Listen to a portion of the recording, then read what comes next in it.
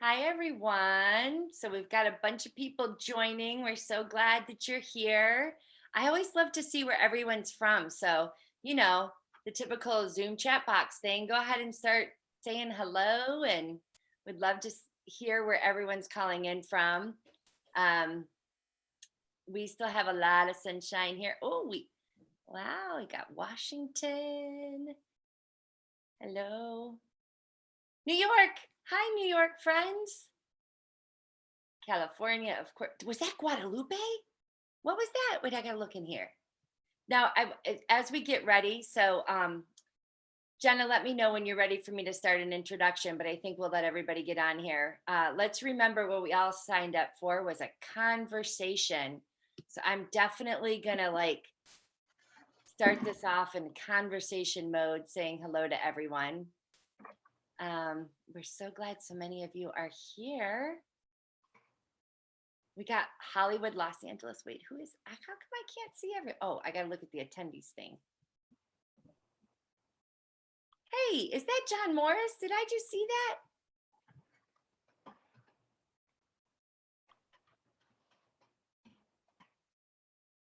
that? There's Keita. Yes, it was. It's John. Jenna, are you the only one that can see the chat box? Can everyone else see it?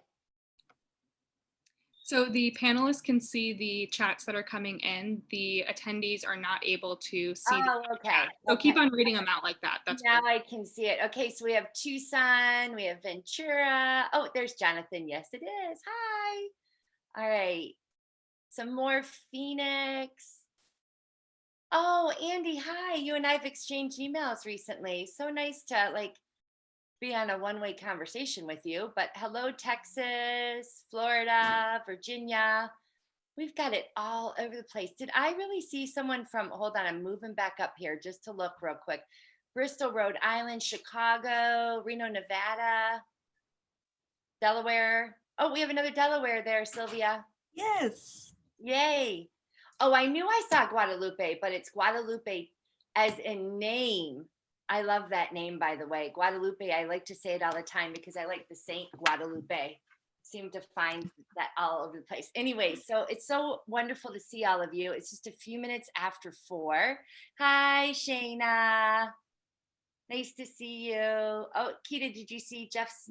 Oh, did you see? Okay, good. Okay. Yes. Okay, I'll reach them. All right. Oh Good. gosh, now I'm going to be nervous. I got North Carolina people here. We got North Carolina, Fort Worth, Pittsburgh. All right, the Allegheny and the Monongahela come together to make what river, everyone? The Ohio.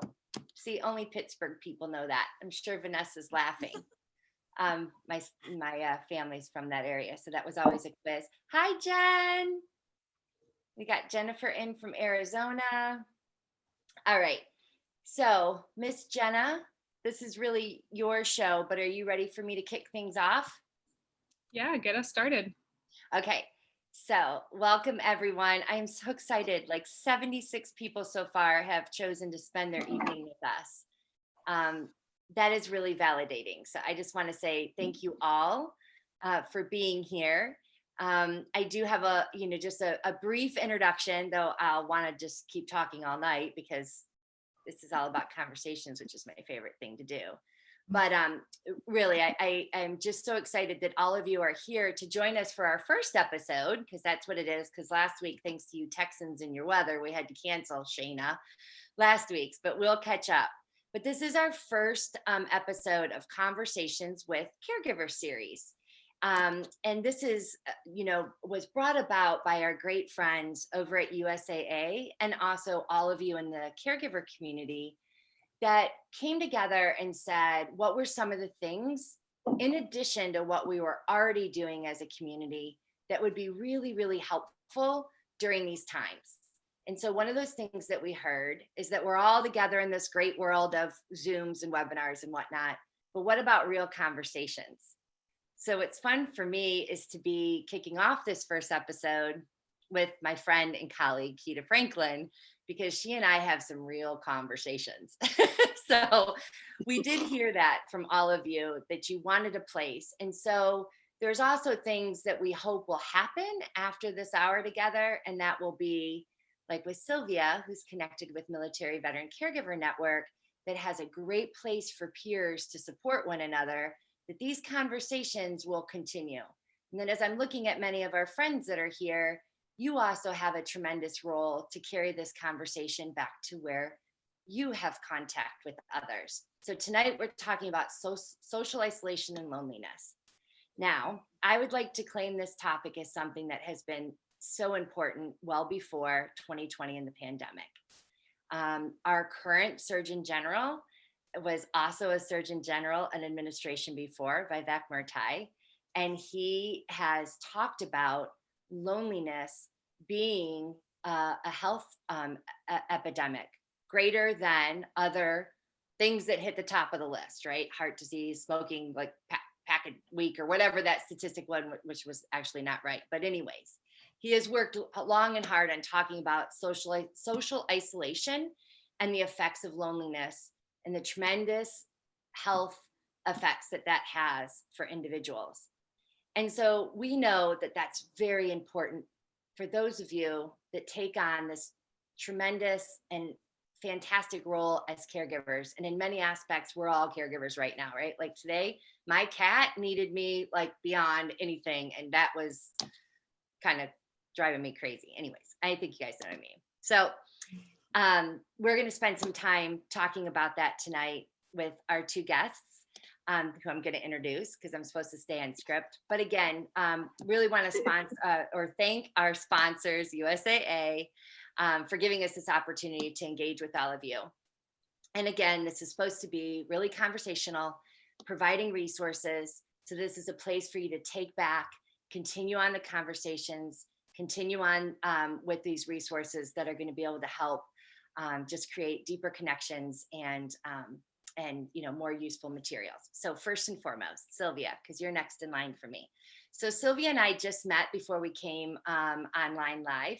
But the truth is I've heard of this tremendous woman's work, gosh, for a year plus. I had heard about these amazing caregivers that were doing work with caregivers in Puerto Rico.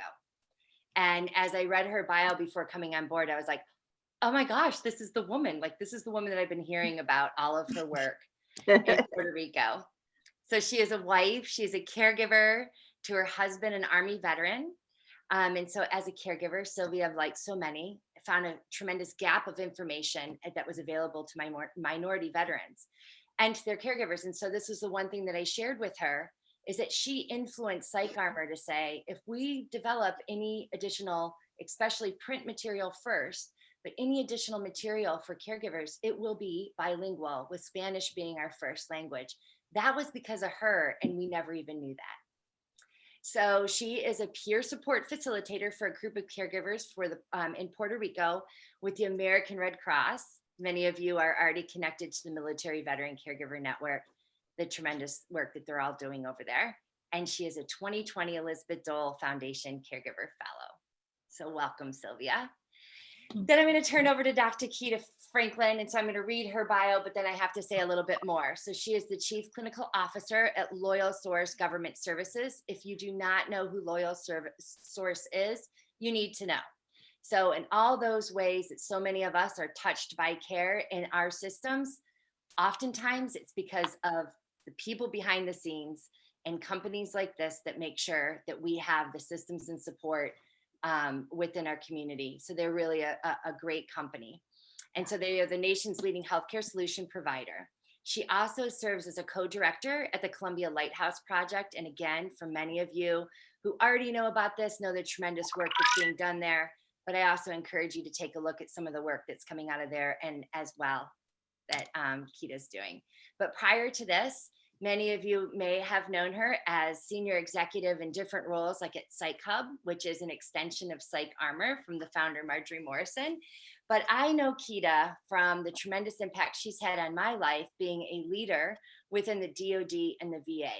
So what was really fun for me when we were starting to develop these series is we were looking at who could make the most impact in these conversations. And I think that there's these many personas that we might have from people who know us in different roles.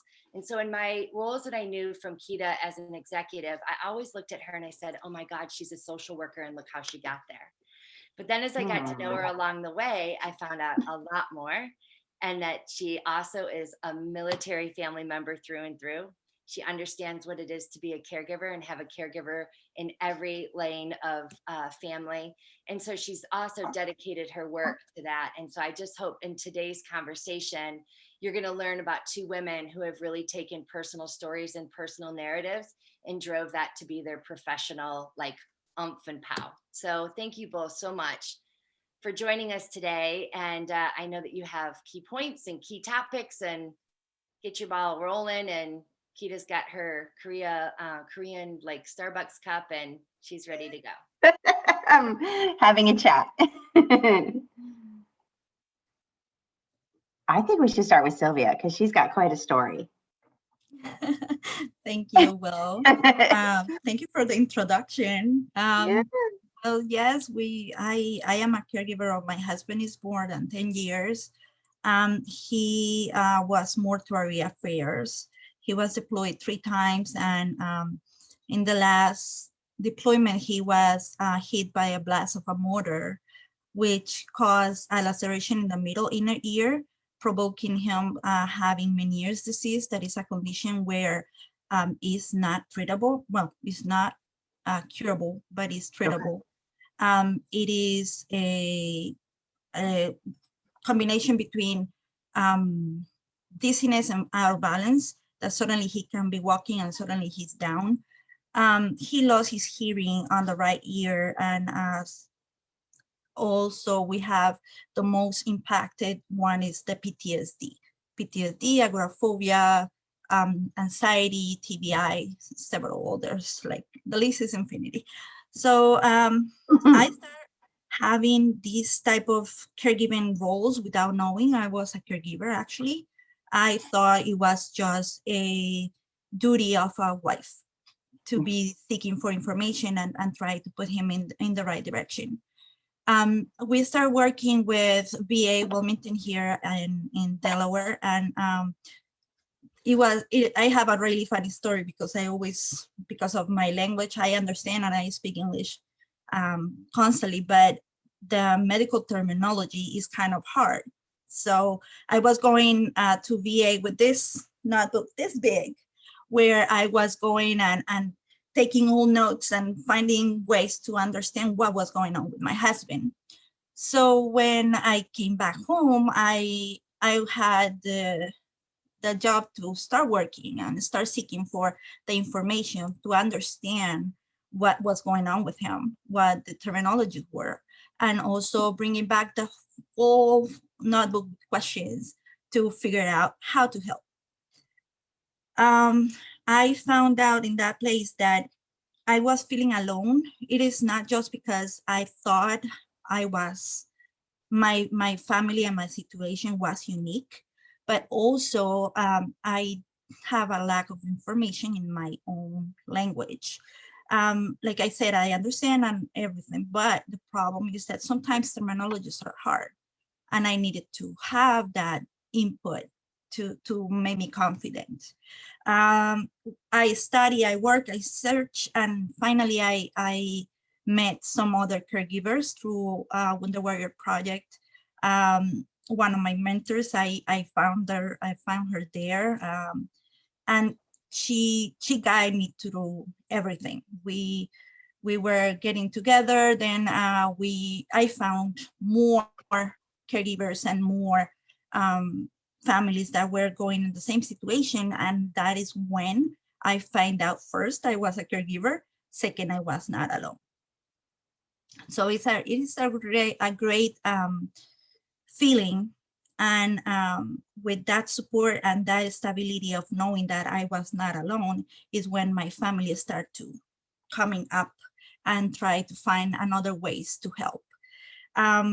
It helped me, and then I had the knowledge to learn and to be able to help others, and with the support of our tribal communities, when I decided to continue with volunteering and now working with the Code of Support. That is, we do case management one by one with veterans, caregivers, and families to be able to assess the needs and to help them get through resources. It's not just a machine that is doing the stuff. We are together with and guiding them. It's like the good thing about this is that I'm able to return what I was found at the beginning, the lack of that. And I'm really happy to be able to help and to be able to guide others, and at the same time to understand that caregiving is not something that we must do. Is a work of love, and having the concern that having other people that are my minority, I'm sorry, where the lack of information is there as well. So one of my goals is as well to find a way to do to put a pin there that we need a little bit help, because there's a lot of veterans that are married to caregivers that maybe they don't understand or they don't speak English, I'm sorry, but and they retract themselves to help or to be able to seek for help. And that is not affecting just the caregiver, but also the veteran. And if as caregivers not going to find answers, is the veteran is not going to have the support that they need to get better and to find the resources that are needed for their illnesses and conditions.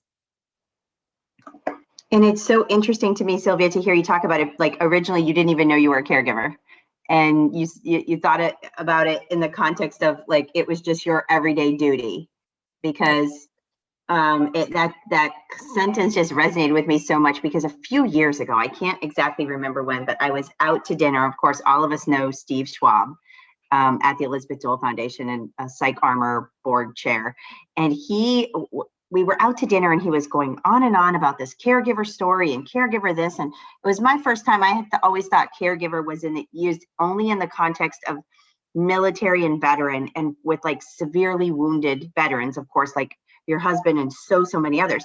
But as he was describing it, I was privately sitting there like, oh, I didn't realize that this like could apply to others too. Like it's definitely super important in our military veteran community.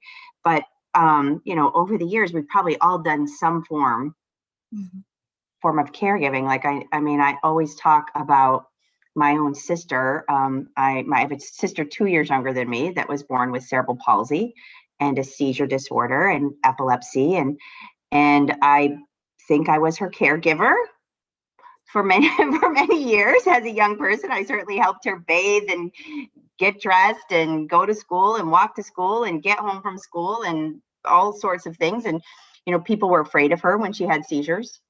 And so it was hard to get someone that could watch her. And so like, I never thought of that as caregiving. And I don't know if folks think that fits the definition now even, but I don't know how many of us have also done caregiving for parents who have Alzheimer's. It's like you said something like labor of love, or it comes from a place of love. And in some cases, even it's not your parent, maybe it's your spouse's parent, but these are definitely hard roles to fill. And you describe it in such a way though, where you're like, I don't know, like as you're telling your story, like it reminds me of post-traumatic growth. Like you've gotten to a better place by the very nature of all this hard caregiving that you did. I don't know if that resonates with you, or if you, what are your thoughts on that? Or do you buy that or not? Or Definitely, being a caregiver, it doesn't quite put you in just one label. It is several things that you do around, and it is not just like in my case, it's not just me, it's also my kids. My kids, even though they are small, I have 5, so they already have the role, what to do in case of daddy's not feeling good, or what is going on when he has they grow up quick, I bet, right? Exactly. Yep. So caregiver it is a situation that we don't ask for, but it's something that we decide to go forward. And the most important in this case, for me, I believe, that give me that strength is to understand that I am not alone, that Yes. I cannot isolate myself on my problems or situations, because maybe Mhm. my neighbor have similar situations, and maybe we can like share and try to go to an easy place. So Right. yeah, Yeah. so Yeah. It's such an important thing when you were in the throes of it, and you said at one point when you felt really alone, was it that you were looking for other caregivers, or you felt the biggest relief when you were around other caregivers, or could it have been anybody who was a good source of social support? actually, when we are military caregivers, there are Yes. situations where we confront the PTSD or Yes. anxieties or flashbacks or Yep. even anger spurs, places that Mm-hmm. we don't know exactly that what is going on. Sure. But sometimes it's kind of shameful in a way Mm-hmm. to say, like, what about if I said that my husband threw something from one side to another? Across the room or something. Well, Yep. yes, people is going to believe that he's a monster. You're crazy. But Yeah, yeah, yeah. I have my husband that is a lovely person, that is a person who cares for the family and always willing to help. But there is the Mm-hmm. other one that is the PTSD husband, where Okay. cautious and you have to try to not trigger stuff or not Mm-hmm. be alone by so many times because he can be in danger. So Mm-hmm. it is kind of that situation where you don't really know Mm-hmm. where to go, and then Mm-hmm. you start closing yourself and trying to cover your family and trying to avoid situations where your husband is going to be triggered and is going to make kind of a scene, I guess. But Mm-hmm. when you find a person who really understands you, that is going Mm-hmm. through the same things or he went through the same things, is when you Sure. said, oh my God, you open I'm your not eyes. You alone. said, Yeah. you're not alone. This is Yeah. totally So normal. powerful, right? I'm not alone. Exactly. Yeah. So you And do think it's good connecting with another caregiver who can really like that you can just take off, you know, just you can just get right into it. You don't have to worry about being judged. They know PTSD. They know what it's like to be a wife of a wounded warrior, all things. Yeah. yes, Okay. it's a relief for your soul and a relief for your well-being. Mm-hmm.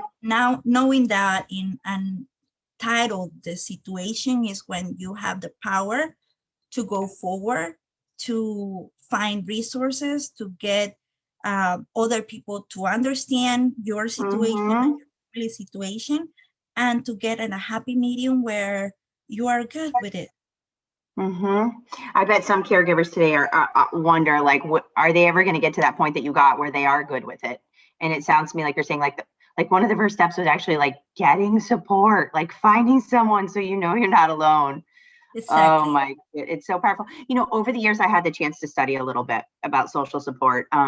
Actually, during the middle of the war effort, like this is like one of the things like you look back on life and you're like, gosh, I guess there was a small point in time where I was like lucky to like spend some time just actually studying the issue. And who knew that people study that, right? Like that's so strange, like that there's actually like mountains and mountains of things written about it and people unpack it and they try to define it. Like, how do you define social support and what is it and how does it help people? And every thread when I was studying this went back to the fact that it's like the biggest like quote unquote buffer or way to mitigate all sorts of mental illness, like you name it.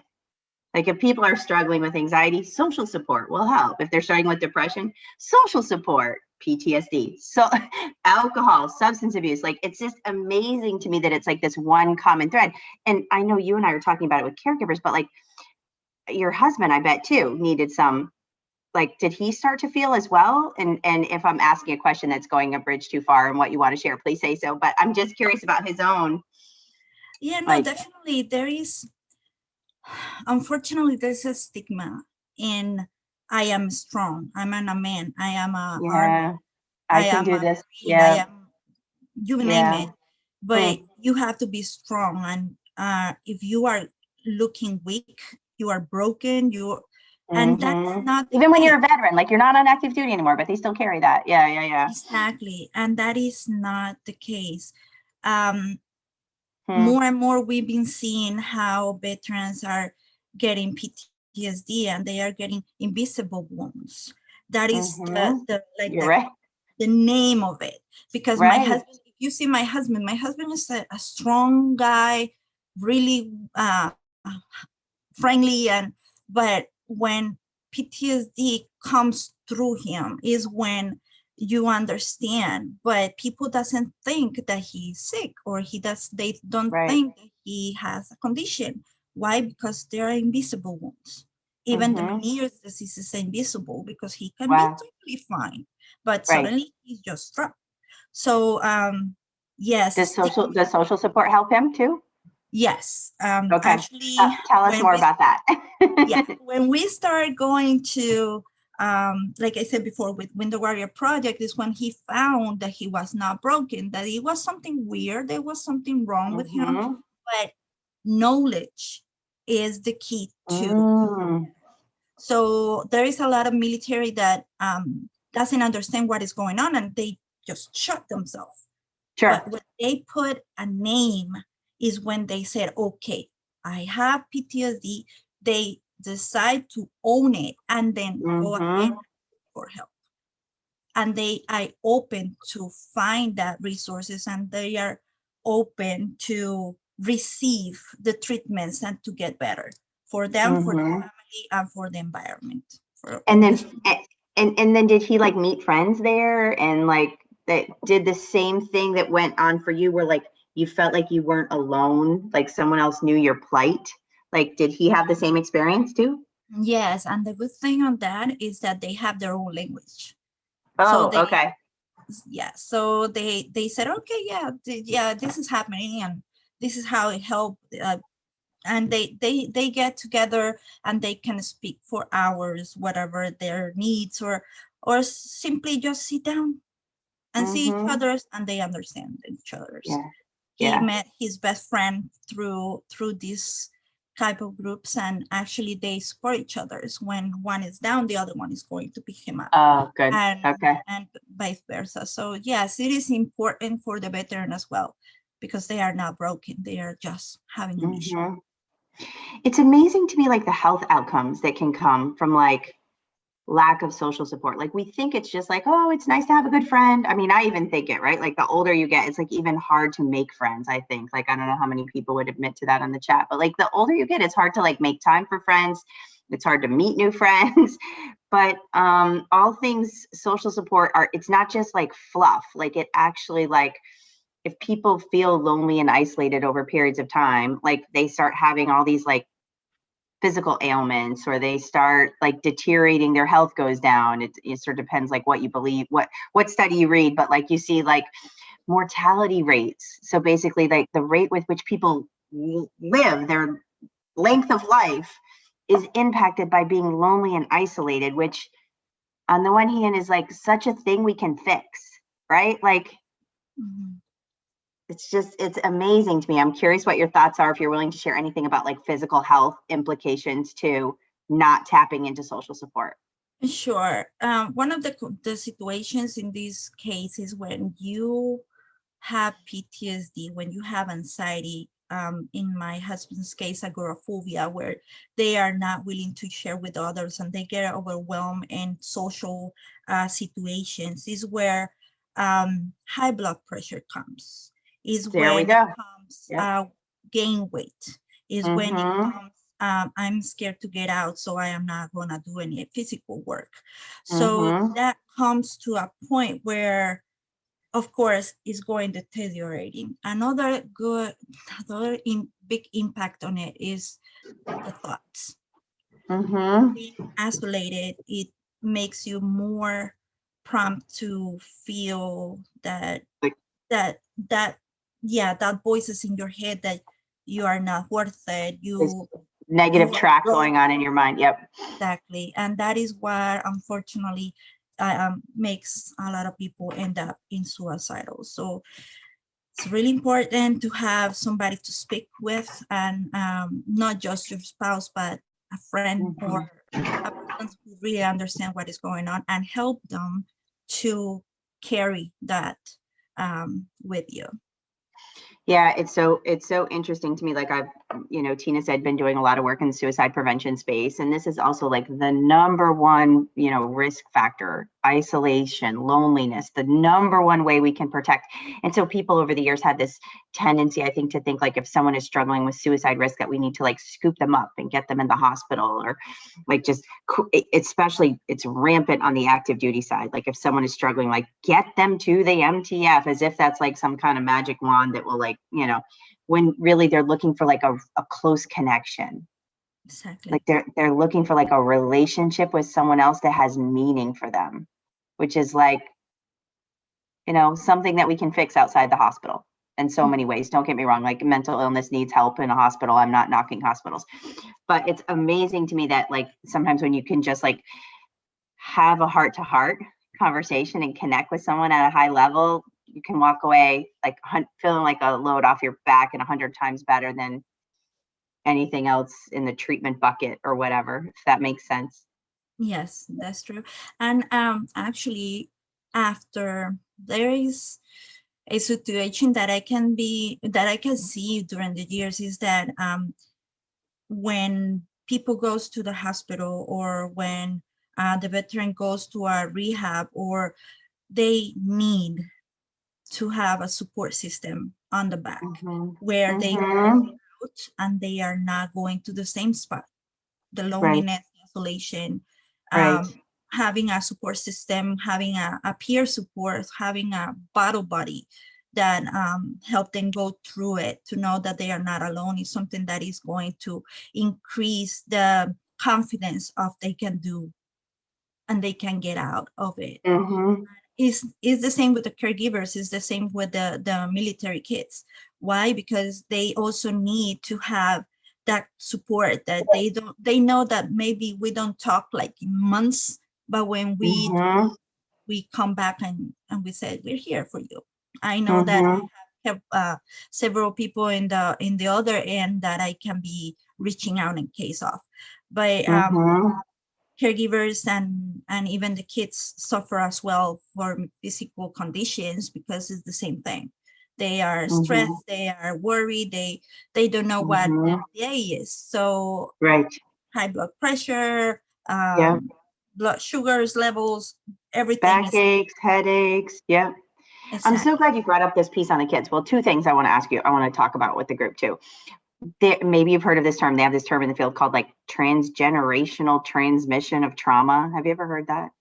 Secondary PTSD. Yes. Like this idea that like and it's your active duty husband can like have signs and have PTSD, and then like you can live around that for a period of time, and like you'll start like having like a hyper arousal, or you'll also start avoiding, or you'll also feel emotionally numb, or like and I'm, of course, I know like we're on a webinar and we've only met twice, but I'm just also curious what your thoughts are, and don't feel obligated in any way to share if it's too much, but I'm just curious about that, because you mentioned the kids also start to feel it, and then it also affects their health outcomes. So I'm just wondering about all of that and how we understand that from your perspective.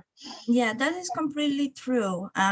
Secondary PTSD is a real deal. It is, you are always trying to avoid triggers. You are always trying to not affect your spouse. You are always trying. There is a lot of people that goes and living on eggshells. Be careful if you do this, because if you do this, you're having another situation. So it is true, and it comes in caregivers, it comes in kids. The kids, even though they don't know, they are little caregivers, that they know that daddy can be triggered, so I am not doing this. Or I have to be really good and really stiff because daddy is not in a good position right now. Can't handle it. Yeah.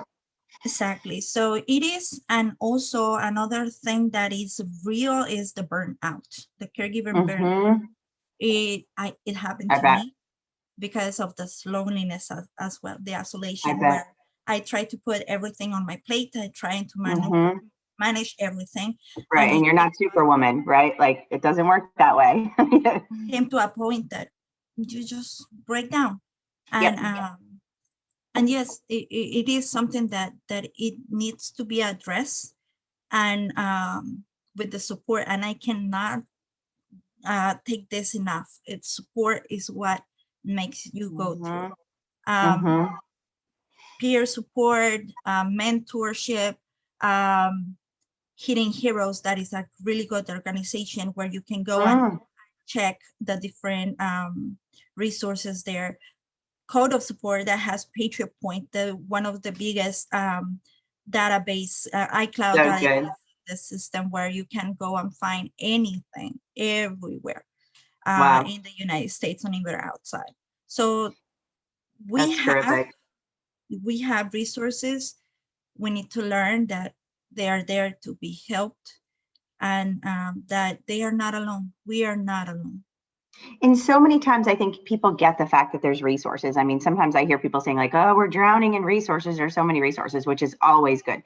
But I think they also want connections with people that are like informal connections. Like they want support from someone that's not getting paid to help them. I'm not trying to knock formal resources. Like, trust me, I'm a social worker. I'm all about information and referral and getting people the right resource. But at the same time, I know they want like meaningful connections. Like you were talking about the fact that like when you first met another caregiver, like you felt suddenly like you belonged. Yes. Like I heard you say that and I wrote that word down, like you belonged, like something clicked and you belonged. And you'll never really belong with someone who's getting paid to give you a service. You know, like it's transaction, you're there, you're getting therapy. I mean, you might belong, but like if you have a good therapist that like works to build a relationship, but outside of therapy, if you call, you get food, clothing, shelter, you get this service, that service, like it's transactional. But like this close belongingness that you might get from like another caregiver is a little bit different. Yeah, that's true, because they understand you. They understand your situation. They're not gonna make you ashamed of, or they are not going to judge your family, your spouse. They are there to support, and they are there to seize your situation. I know that I can go ahead and I can count of if my husband is having a bad day, I can call, and they are going to take care of my kids while I have to go to the hospital with my husband. Also, they are a really good resource for you as well. Even just take a tea, a cup of coffee, cold. Yes, that's my favorite. And have 10 minutes, 30 minutes of a call. There is going to, it doesn't matter. Maybe you need to cry. Maybe you have to scream. Maybe, but they understand. They understand because they are in the same shoes as you are. And believe it or not, like it's innate, like we're born with it. It's like we're born with this need to connect with others. Like it's not weird. It's not out of the ordinary. Actually, I think the opposite. When people tell me like, oh, I don't have any friends and I'm fine that way. Or when I ask like, what have you done for fun lately? Or, what do you do to relieve stress? Oh, I'm fine. I don't do much. I used to do this, but I don't do that anymore. I'm always thinking like, something's not all the way okay there. You might be acting like it's okay, but I know different, right? It's probably not. So yeah. Okay, you brought up the kids issue too. I wanted to talk about COVID for a minute. I've been like all over everything related to COVID, particularly as it applies to mental health. Of course, it's in our field. It's like this idea of like 12 months now, where in some cases people haven't all the way had physical connections with parents, grandparents, other loved ones, because they're following all the CDC protocols around COVID. But take that to the next level as it applies to kids. So all that we know around child development, and like, how old are your kids? Oh, I have 5, all the way from 21 to 6 years old. Oh my gosh, you're doing caregiving and you have 5 kids. Yes. Holy, I hand it to you. Okay, I have 2, and I always had this theory that like 2 hands, 2 kids. Like I can't, I need one for each, and that's all I could do. So I hand it to you. But when they're in adolescence and they're like, their sense of identity is built around how they're perceived in the eyes of their friends. You know how important friends are, friends, like they dress alike, they, you know, all things. And so I'm just curious as well around social support and loneliness and isolation for teens. I'll also tell you there was a New York Times, I think, article out in Las Vegas where there was, I want to say 16, maybe 18 teenagers died by suicide this year. And they're wondering, like, is this an impact of COVID? Is this because these kids have been homeschooled too long, or they've lost their social connections? They don't feel like they belong. They've lost their identity of like being a football player or a, you know, a student government person, no different than like our soldiers, right? Lose their identity of being like paratrooper or, you know, whatever. And I'm just curious if you have any thoughts about the kids and social support, especially as it applies to COVID. And I know that was a lot. Yeah, it is the same as adults. We need that social connection to find someone that understands our needs. And I saw my kids when we all started with the situation with my husband. They were really, they were not able to share. They were not able to go ahead and say, okay, my daddy had a temper tantrum, you know, because daddy doesn't do that, you know, or maybe daddy didn't go to my dance because he was afraid that with the agoraphobia. So it is hard for them. It was great to find, again, support system where they knew that they were not alone as well. Even I am proud of my oldest kids because they in some point decide to be mentors of other small children. I love that. When they were gathered together and were sharing some experiences and understanding that they were together in that. And yes, isolation, especially now that there is a COVID, it is a really big impact because they are 24/7 in a house where PSD is present. Yeah. So they don't have that escape from all this, and they cannot recharge because they are stuck in home, and they don't have that interaction where they don't know where they are, where they belong. So there is a lot of impact in teenagers and in kids as well. I've been seeing my daughter crying because she wants to go to play with their classmates and stuff. But it's not just veterans, it's all over. Elders. I'm always reading about elders and isolation and loneliness. You'll see these news articles where like two people are married and they'll die within days of each other. I'm just always amazed when I read those stories. Yeah, like, I mean, incredible. Like their connection is lost for them and their will to live, right? In suicide, we talk a lot about like reasons to live. And this idea of like your relationships do matter. You might, in many cases, think that you've broken bridges or you don't have solid relationships. And like, we always try to work with people around like rebuilding their social supports. Like, what would it look like to reach out to that person today? And, you know, what are your reasons for living? What can we do to insert more of those? So it is elders. I know even certain demographic groups, certain minority groups, you read about. I mean, I guess it doesn't discriminate. Like it's everywhere. All of us have probably felt it at one time. I mean, yeah, I know years back as a military spouse, you know, we moved. My husband's active duty Air Force, and we moved 5 times in 10 years. And this was before social media. And so it wasn't as easy to like stay in touch with people from the last base. And I dreaded the moves because I knew I was like gonna have to start like a new social support system. And it just wasn't as easy back then to like stay in touch with everybody the way it is today. I mean, I guess you made a phone call or whatever, but like this was like 1994, you know, 96, 98, you know, when we were doing these moves. And I would always, when we got to our new base, and this was, I guess, in part before the war effort, and then half of our time was also after the war effort, I would, I like to quilt. And so I would always like join a quilt group because it was like, all right, well, at least I can meet a friend, right? Like I'm going to go there and we'll be working on a project together. And, you know, I'll be able to go there once a week and make something and then hopefully like make a meaningful connection with somebody. So it was like my way. I don't know what I give that as one example, but what have you done over the years? Like when you've gotten to the point where you felt like you've not had social support, like how do you do that first step? Well, Before you knew volunteering. everything you know now, because now you're like, you know, an expert on all this stuff, but like before. Before, unfortunately, I didn't did much. Why? Because I didn't know where to go. I was familiar to the environment that I was in, and I didn't know that I was living a normal situation. I was living in closest doors, where it was my family, my kids, and my husband. That was it. And even Which is the just family, not good. yeah, Yeah. so even the family circle didn't know what was going on. Okay.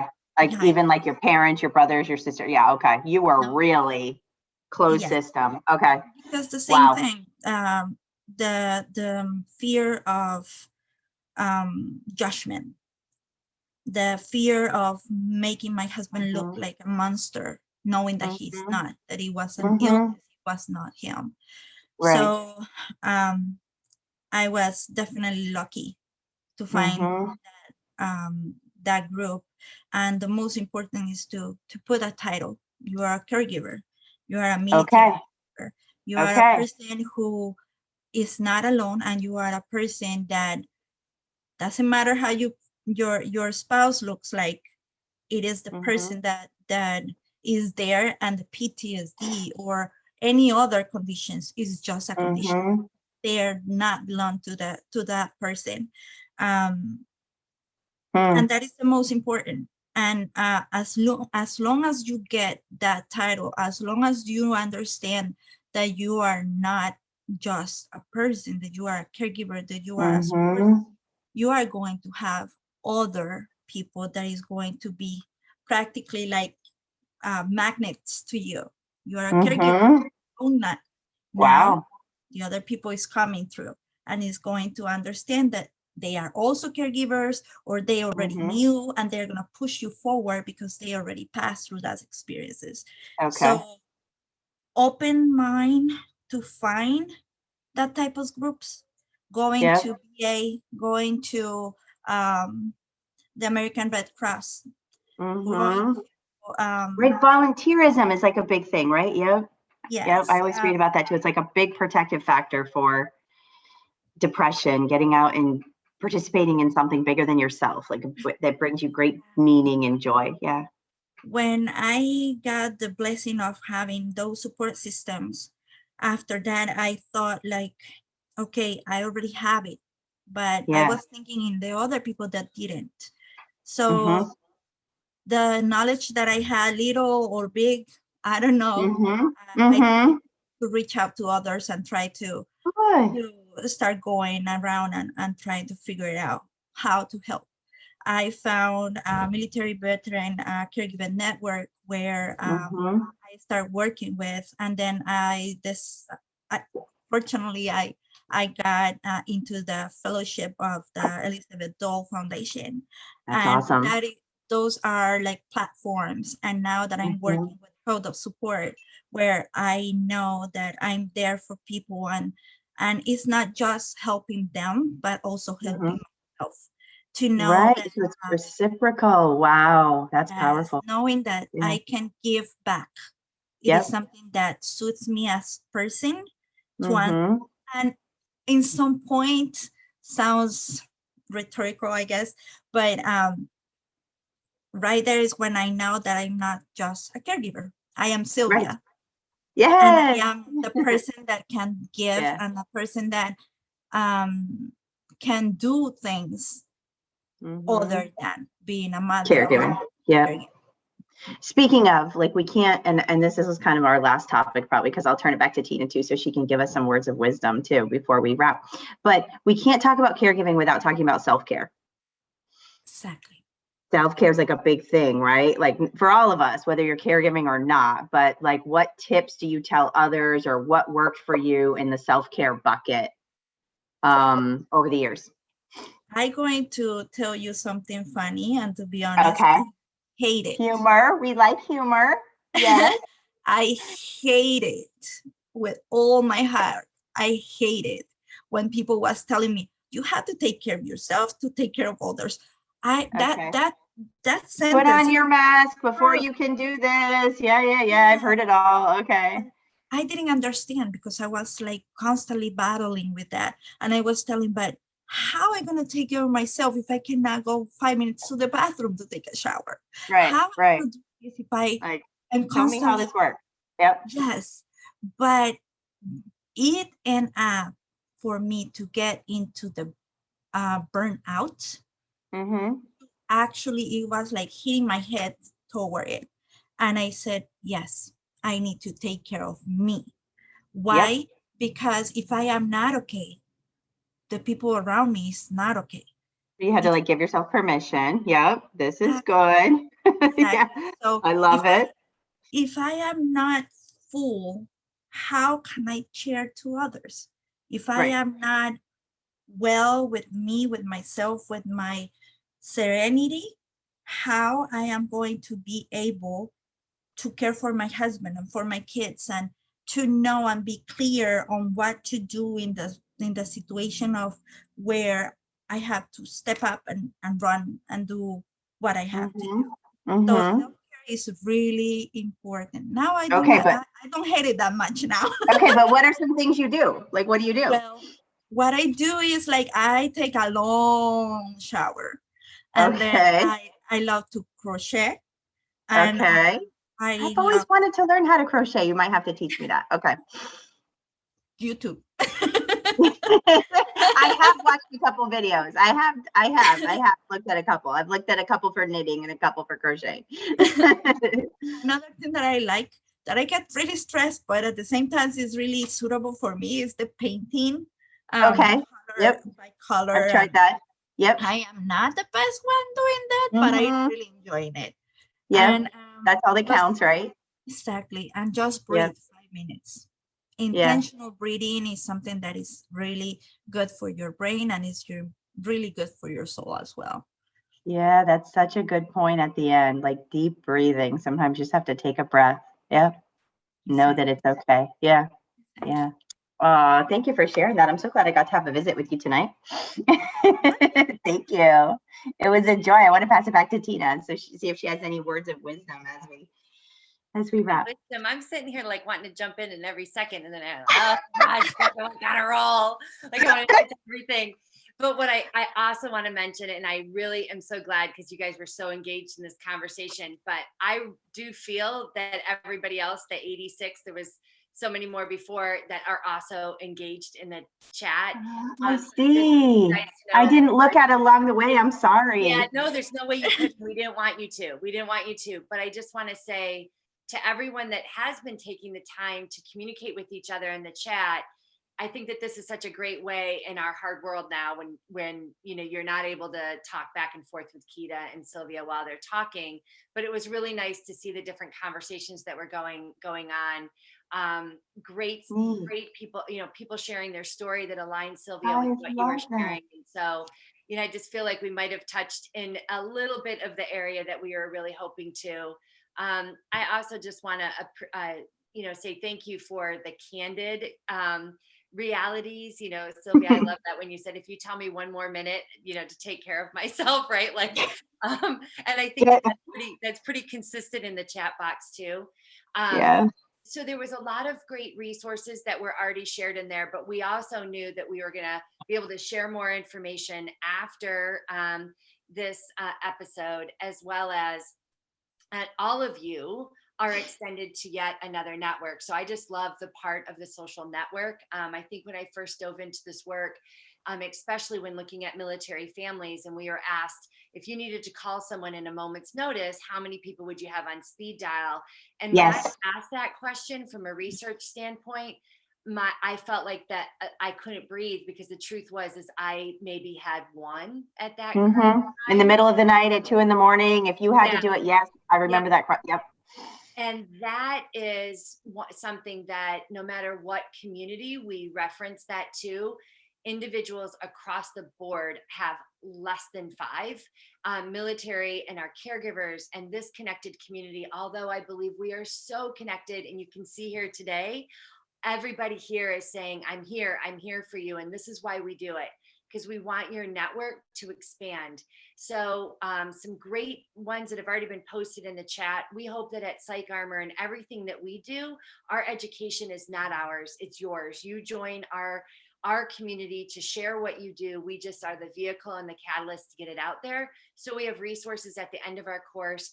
Jenna really is the program manager to all this great work. She is at your fingertips this kind of way. Yep. So she can be reached if you have questions through our clinical support, or email us at support@psycharmor.org. I know that Keita, Sylvia, I haven't followed you yet, but I will. Other people that's in the chat, Melissa's here, Shayna's here, other individuals that are leaders in this community, follow their social media. Get out there, be involved in that. And I think that you'll be able to continue to have these intimate conversations. And we do hope that you'll take these into your smaller groups. But, thank you for just taking, Keita, I also want to appreciate that you're able to pull out the data in the most appropriate ways and then normalize it, because it is important that we know that we're not alone through even the social science research, right? Yep. That grounded theory, which is something that I'm obsessed with. So I do have a favor to ask of everybody. And I often think that we take these surveys or ask if people will take surveys afterwards and kind of go like, oh, I don't want to take another one. But let me explain to you why we're going to follow up with an email. And I sincerely ask for you to fill this out, the brief survey. I'm a design thinker. Human-centered design is everything to me. That's not research. And that it is research, but it's not research in the way that I think others want it. We do it at Psych Armor because we want to know if we're building something or we're doing something, or all these people who put together this education, we're all doing it around data. We're doing it around our work. We're doing it around evidence-based, but we also have to keep asking, is this stuff right? So in these conversations that we heard all of you ask for, we want to know, did we hit the spot? Did we not? What more did you need? What could we have added? We are just kicking off this episode, so you guys have the opportunity as well to influence forward. And then we also want to share that with our partners that are here that are helping us do this work, like Melissa and her team, like Elizabeth Dole Foundation, and so many others. And Keita, of support. And I'm going to say with Loyal Source, because I'm obsessed with that company, I know that they'll also hear us, and they'll also be able to take this in the way that they do their work and help better serve us. So please provide your feedback. Our next conversation with Caregivers webinar is going to be on substance abuse. Again, a topic that you guys asked for, and guess who asked for it? Our social workers at the VA, which is what I love, because they said we need more. So that's going to be on March 11th at 7 p.m. Eastern Standard Time, which means the West Coast. The West Coast, it's at 4. We're going to have Wounded Warrior Project here. Keita, any last words? No, I appreciated the chance. How fun. This was so much fun. Thank you, Sylvia. I appreciate you. Thank you. Thank you so much for this platform. Yeah, Sylvia, and thank you for pushing us to do even more. So that was the one thing I wanted to insert, is that I know that when there's language barriers and when you guys are having to create your own work because people don't understand the work that's offered, you have got to keep holding us responsible to do better. And you did. And so we heard you. We're thankful for our friends at USAA. I bring that up because people have to invest in what you say, and they are. So keep up the good work and keep telling us what you need. And Keita, I treasure you. Thank you for always. Yes, thank you for your leadership. I appreciate everybody over on the Psych Armor side. Thank you Jenna, so much. thanks for being a rock star. I know you're hiding behind your little square there, but you really are putting all this together. She's like, woo, all that prep work. Thank you everyone for joining us tonight. Thanks for everyone on chat too. This was fun. Bye-bye now. Take care.